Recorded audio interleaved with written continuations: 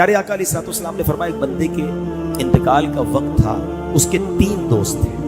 اس نے ایک کو بلایا اور کہا کہ تم میرا انتقال کا وقت ہے، تم میرے ساتھ کب تک رہو گے؟ تو اس شخص نے کہا کہ میں بس آپ کی روح نکلے گی اور میں الگ ہو جاؤں گا آپ سے، آپ ادھر انتقال فرمائیں گے اور میں آپ سے دور ہو جاؤں گا. دوسرا شخص دوسرے دوست کو بلایا کہ تم میرے ساتھ کب تک رہو گے؟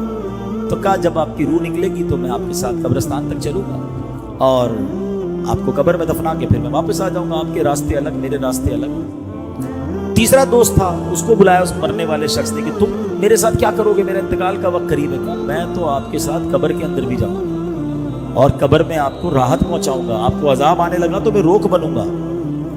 اب نبی پاک علیہ الصلوۃ والسلام نے فرمایا بتاؤ کون سا بندہ دوست اچھا ہے جو مرنے کے بعد قبر میں بھی کام آئے؟ نبی پاک نے فرمایا پہلا وہ شخص یا پہلا وہ دوست جو مرتے ہی تعلق ختم کر دے گا تو پتہ ہے کیا ہے؟ فرمایا تمہارا مال. دوسرا دوست جو قبرستان تک تو ساتھ آئے گا، فرمایا وہ تمہارے گھر والے ہیں، غسل، تدفین، جنازہ اس میں شرکت کر لیں گے، کچھ دیر تک تمہارا، کچھ دنوں تک تمہارا ذکر کر لیں گے، مگر پھر وہ بھی زندگی میں مصروف ہو جائیں گے. کسی اور کی بات کیوں کرتے ہو؟ اپنی کر لیتے ہیں نا، کسی اور کو چھوڑو.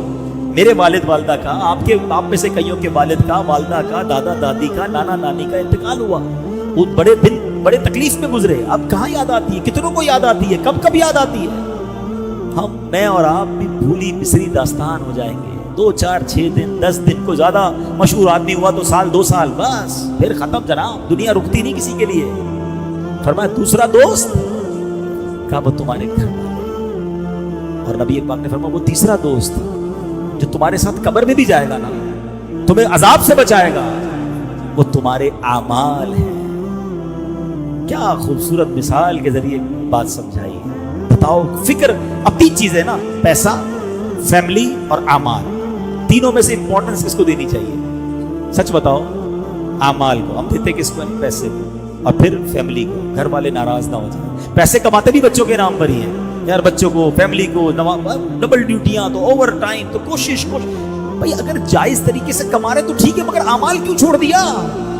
حرام میں کیوں پڑ گئے؟ نمازیں کیوں قضا ہو رہی ہیں؟ کیونکہ یہ تو قبر میں جانا تھا. کوئی قبر میں نہیں آئے گا میرے